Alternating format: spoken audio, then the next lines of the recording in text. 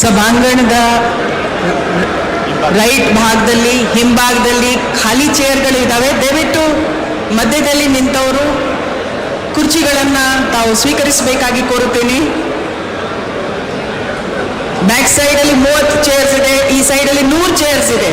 ದಯವಿಟ್ಟು ಆ ಕಡೆ ಶಿಫ್ಟ್ ಆಗಬೇಕು ಅಂತ ಕೇಳ್ಕೊಳ್ತಾ ಇದ್ದೀನಿ.